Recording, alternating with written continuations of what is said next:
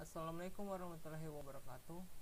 Perkenalkan, nama saya Nur Rahmat Hidayat Karismadi, NIM S1S1 20086. Di sini saya akan membahas materi sistem operasi komputer.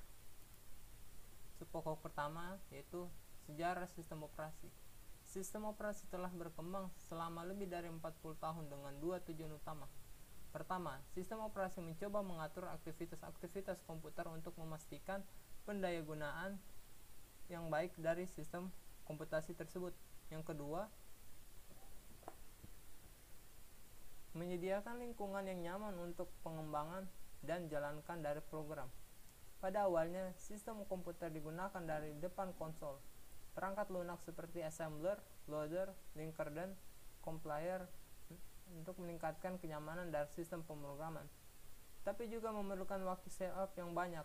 Untuk mengurangi waktu setup tersebut, digunakan jasa operator dan menggabungkan tugas-tugas yang sama dalam kurung sistem batch. Sistem batch mengizinkan pengurutan tugas secara otomatis dengan menggunakan sistem operasi yang resident dan memberikan peningkatan yang cukup besar dalam utilisasi komputer. Komputer tidak perlu lagi menunggu operasi oleh pengguna, tapi utilisasi CPU tetap saja rendah. Hal ini dikarenakan lambatnya kecepatan alat-alat untuk mengaktifkan atau MK masukan atau keluaran relatif terhadap kecepatan CPU. Operasi offline dari alat-alat yang lambat bertujuan menggunakan beberapa sistem reader to tape dan komputer. Para developer memperkenalkan konsep multiprogramming. Perangkat lunak bebas. Pokok kedua. Arti bebas yang salah telah menimbulkan persepsi masyarakat bahwa perangkat lunak bebas merupakan perangkat lunak yang gratis. Perangkat lunak bebas adalah perihal kebebasan, bukan harga. Konsep kebebasan yang dapat diambil dari kata bebas pada perangkat lunak bebas adalah seperti kebebasan berbicara, bukan seperti bir gratis. Maksud dari bebas seperti kebebasan berbicara adalah kebebasan untuk menggunakan, menyalin, menyebarluaskan, mempelajari, mengubah, dan meningkatkan kinerja perangkat lunak. Suatu perangkat lunak dapat dimasukkan dalam kategori perangkat lunak bebas bila setiap orang memiliki kebebasan tersebut. Hal ini berarti setiap pengguna perangkat lunak bebas dapat meminjamkan perangkat lunak yang dimilikinya kepada orang lain untuk dipergunakan tanpa perlu melanggar hukum yang disebut pembajak. Kebebasan yang diberikan perangkat lunak bebas dijamin oleh copyleft, suatu cara yang dijamin oleh hukum untuk melindungi kebebasan para pengguna. Perangkat lunak bebas dengan adanya copyleft, maka suatu perangkat lunak bebas beserta hasil perubahan dari kode sumbernya akan selalu menjadi program dapat menjadi perangkat lunak. Keuntungannya dapat diperoleh dari penggunaan perangkat lunak bebas adalah karena serbaguna dan efektif dalam keanekaragaman jenis aplikasi. Dengan pemberian source code, perangkat lunak bebas dapat disesuaikan secara khusus untuk kebutuhan pemakai. Sesuatu yang tidak mudah untuk terselesaikan dengan perangkat lunak berpemilik. Selain itu, perangkat lunak bebas didukung oleh milis-milis pengguna yang dapat menjawab pertanyaan yang timbul karena permasalahan pada penggunaan perangkat lunak bebas. Hak kekayaan intelektual. Hak kekayaan intelektual dalam kurung HKI merupakan terjemahan atas istilah Intellectual Property Right atau IPR. Istilah tersebut terdiri dari 3 kata kunci, yaitu hak, kekayaan, dan intelektual. Kekayaan merupakan abstraksi yang dapat dimiliki, dialihkan, dibeli, maupun dijual. Sedangkan kekayaan intelektual merupakan kekayaan atas segala hasil produksi, kecerdasan, daya pikir seperti teknologi, pengetahuan, seni, sastra, gubahan lagu, karya tulis, karikatur, dan seterusnya. Terakhir, hak kekayaan intelektual HKI merupakan hak-hak atau dalam kurung wewenang atau kekuasaan untuk membuat sesuatu kekayaan intelektual tersebut yang diatur oleh norma-norma hukum yang berlaku.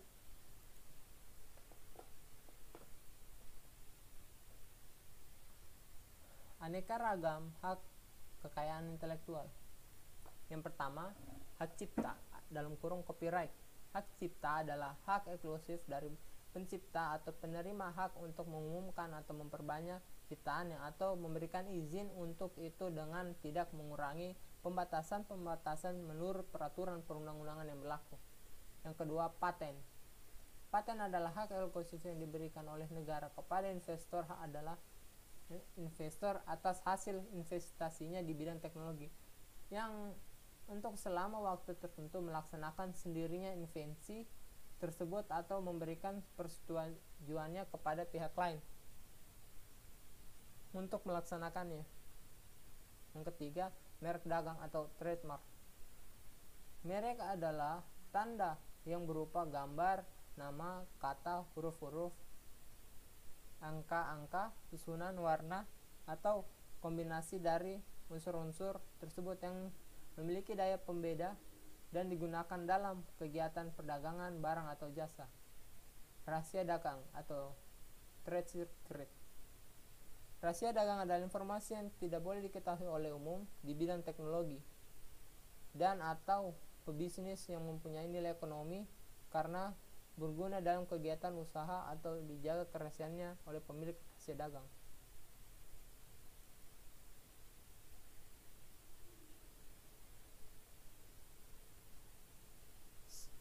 Yang berikutnya, service mark adalah kata atau frasa, logo, simbol, warna, suara, bau yang digunakan oleh sebuah bisnis untuk mengidentifikasi sebuah layanan, membedakannya dari kompetitor pada prakteknya. Legal protection untuk trademark sedang service mark untuk identitasnya.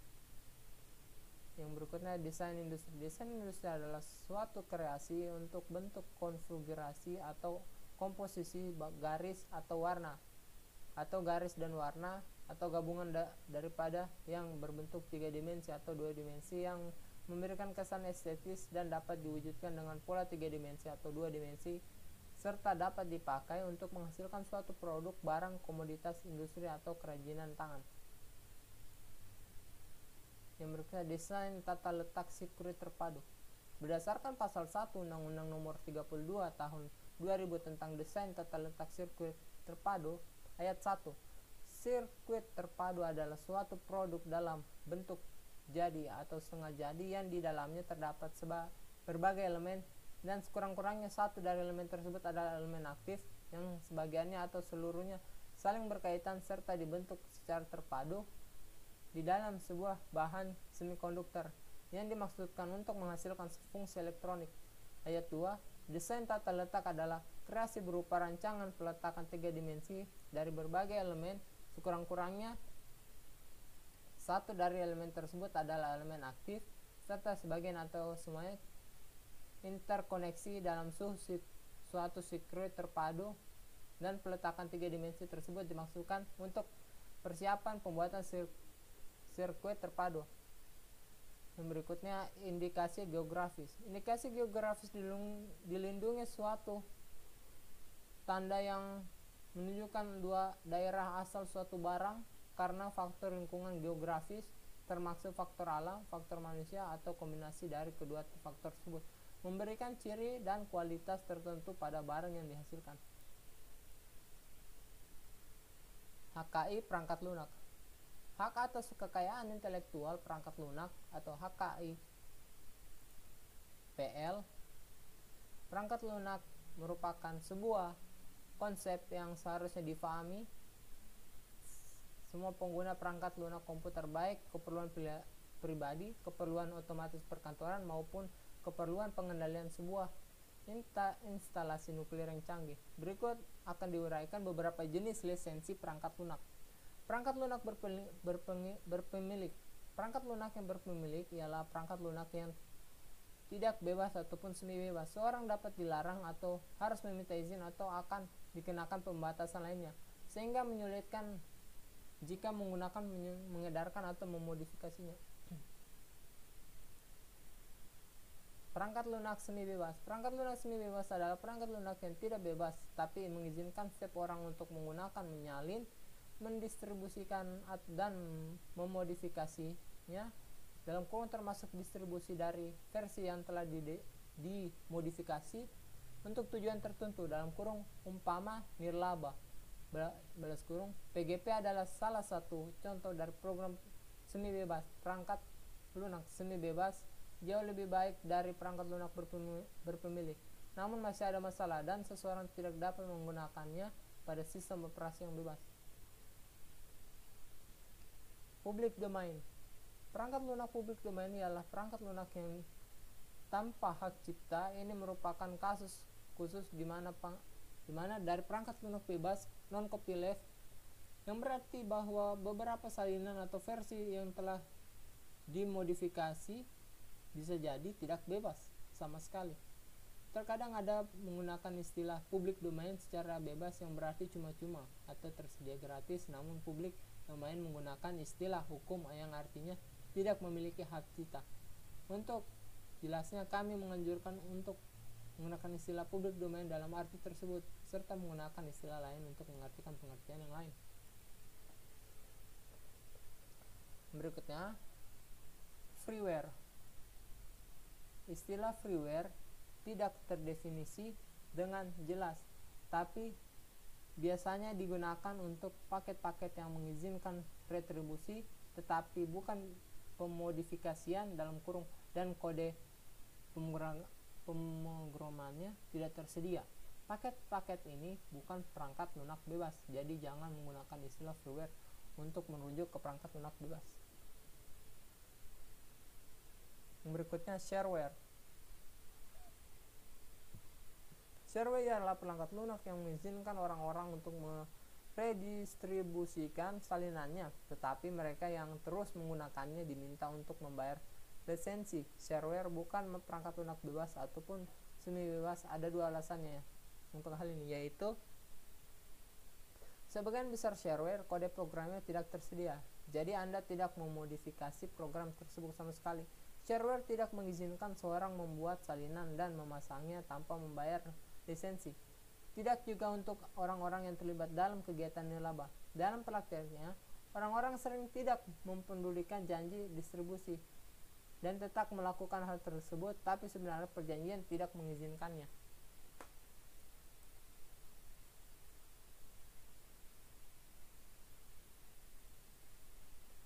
Copyleft dan atau non-copyleft.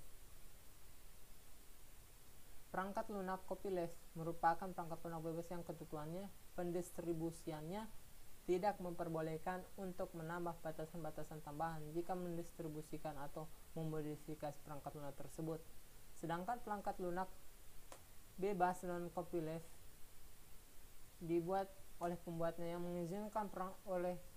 mengizinkan seseorang untuk mendistribusikan dan memodifikasi dan untuk menambah batasan-batasan tambahan dalamnya. GNU General Public License dalam kurung GNU atau JPL balas kurung.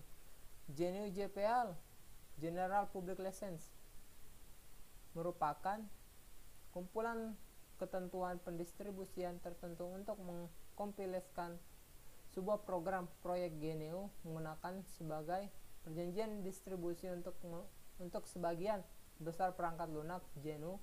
Pembatasan dari copyleft dirancang untuk melindungi kebebasan bagi semua pengguna.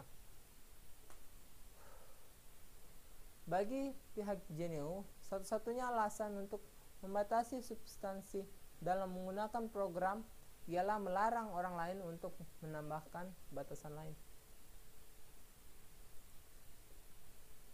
Sistem GNU. Sistem GNU merupakan sistem serupa Unix yang sebetulnya bebas. Sistem operasi serupa Unix terdiri dari berbagai program. Sistem GNU mencakup seluruh perangkat lunak GNU dan juga paket program lain seperti sistem X, Windows, dan TeX yang bukan perangkat lunak GNU. Perangkat lunak GNU Perangkat lunak GNU merupakan perangkat lunak yang dikeluarkan oleh proyek GNU. Sebagian besar perangkat lunak GNU merupakan copyleft, tapi tidak semuanya. Namun semua perangkat lunak GNU harus merupakan perangkat lunak bebas. Jika suatu program adalah perangkat lunak GNU, seorang dapat menyebutnya sebagai program GNU. Beberapa perangkat lunak GNU ditulis oleh staf dari Free Software Foundation atau VSF, Yayasan Perangkat Lunak Bebas.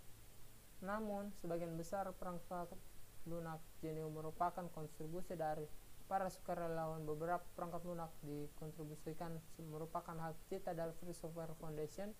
Beberapa merupakan hak cipta dari kontributor yang menulisnya.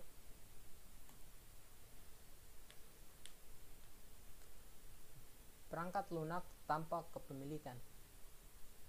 Perangkat lunak bebas ialah perangkat lunak yang mengizinkan siapapun untuk menggunakan menyalin dan mendistribusikan, baik dimodifikasi ataupun tidak, secara gratis ataupun dengan biaya. Perlu ditekankan bahwa source code dari program yang harus tersedia.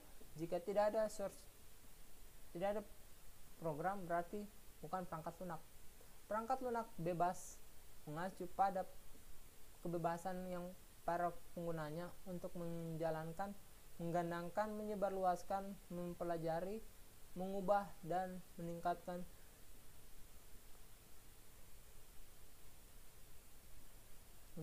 kinerja perangkat lunak. Tepatnya mengacu pada 4 jenis kebebasan bagi perangkat pengguna.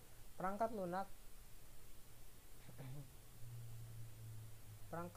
kebebasan yang pertama yaitu untuk menjalankan programnya untuk tujuan apa saja. Kebebasan yang 0. Kebebasan yang kedua yang pertama yaitu untuk mempelajari bagaimana program itu bekerja serta dapat disesuaikan dengan kebutuhan Anda. Kebebasan 1 dalam kurung.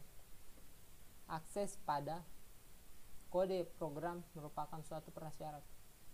Kebebasan untuk menyebarluaskan kembali hasil salinan perangkat lunak tersebut sehingga dapat membantu sesama Anda dalam kurung kebebasan kedua. Kebebasan untuk meningkatkan kinerja program dan dapat menyebarkan ke khayalak umum sehingga semua menikmati keuntungan. Kebebasan ketiga dalam kurung. Akses pada kode program merupakan suatu prasyarat juga.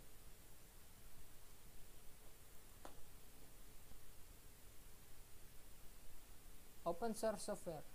Konsep open source software pada intinya adalah membuka source code dari sebuah software. Konsep ini terasa aneh pada awalnya dikarenakan source code merupakan kunci dari sebuah software.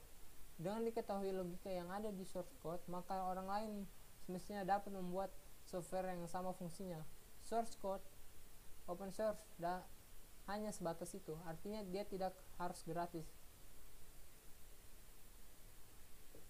Kita bisa saja membuat software yang kita buka software course-nya, mempatenkan algoritmanya, mendaftarkan cipta atau copyright, dan tetap menjual software tersebut secara komersial alias tidak gratis. Definisi open source yang hasil seperti tertuang dalam OSD. Open source definition yaitu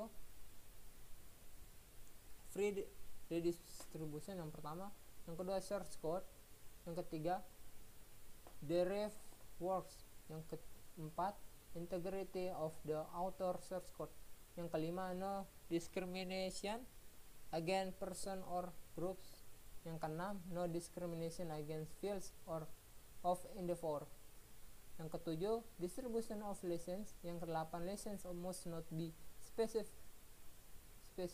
to a product, yang terakhir license must not contaminate other software. Berbisnis perangkat lunak bebas. Bebas pada kata perangkat lunak bebas tepatnya adalah bahwa para pengguna bebas untuk menjalankan suatu program, mengubah suatu program, dan mendistribusi ulang suatu program dengan atau tanpa mengubahnya. Berhubung perangkat lunak bebas bukan perihal harga yang murah tidak menjadikannya menjadi lebih bebas atau mendekati bebas. Jadi jika Anda mendistribusi ulang salinan dari perangkat lunak bebas, Anda dapat saja menarik biaya mendapatkan uang. Mendistribusi ulang perangkat lunak bebas merupakan kegiatan yang baik dan sah. Jika Anda melakukannya, silakan juga menarik keuntungan.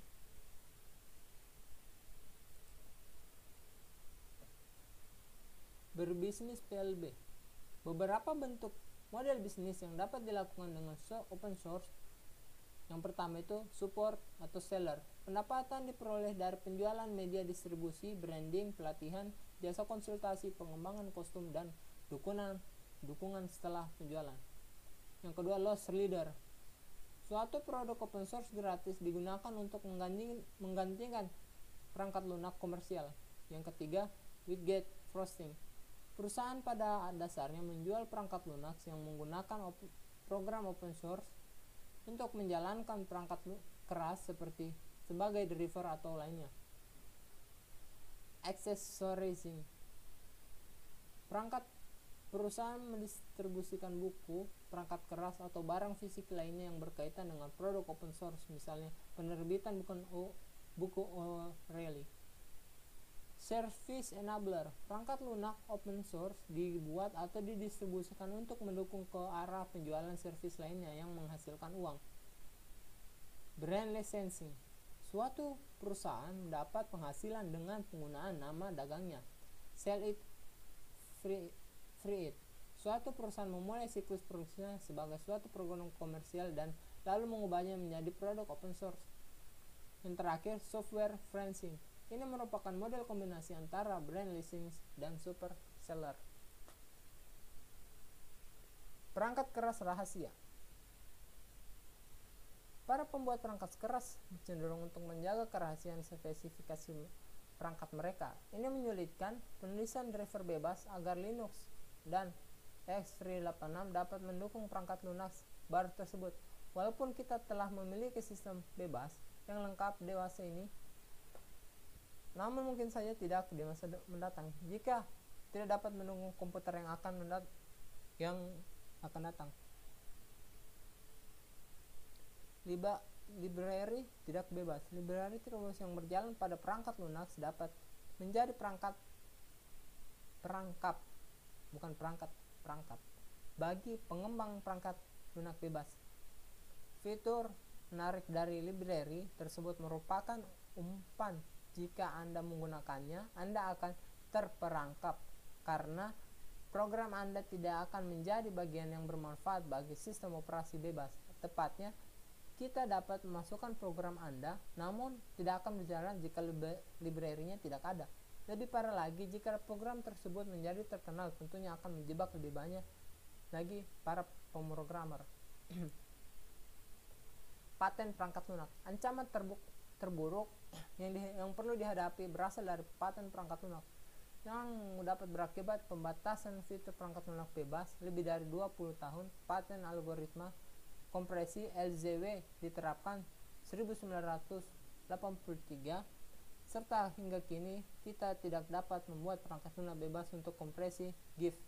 Pada tahun 1998 yang lalu, sebuah program bebas menghasilkan suara MP3 terkompresi terpaksa dihapus dari distro akibat ancaman penuntutan paten.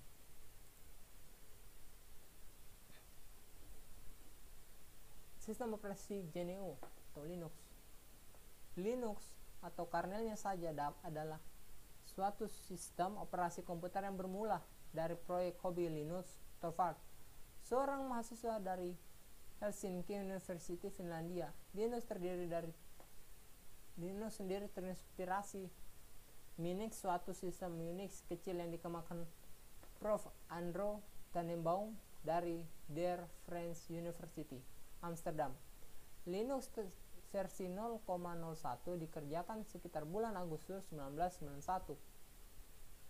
Pada 5 Oktober 1991, Linux mengumumkan versi resmi Linux, yaitu 0.02. Versi ini hanya dapat menjalankan bash GNU Bourne Agent Cells dan GCC GNU C Compiler. Saat ini Linux telah berkembang demikian cepat sehingga dilengkapi banyak program, mulai dari Office Suite semacam StarOffice hingga server web seperti Apache, Email, SendMail, database PostgreSQL dan MySQL dan lainnya. Sehingga jadi GNU atau Linux didistribusikan secara bebas bersama program GNU. GNU is not Unix. Lainnya dengan mode lisensi GPL, General Public License, GNU Linux atau selanjutnya disebut Linux saja adalah Unix clone, sebuah sistem operasi komputer mirip seperti Unix yang merupakan implementasi independen dari POSIX. Saat ini Linux adalah sistem Unix yang sangat lengkap, bisa digunakan untuk jaringan, pengembangan software, dan bahkan untuk pengerjaan sehari-hari. Sekian pembahasan dari saya. Wabillahi taufiq wal hidayah. Wassalamualaikum warahmatullahi wabarakatuh.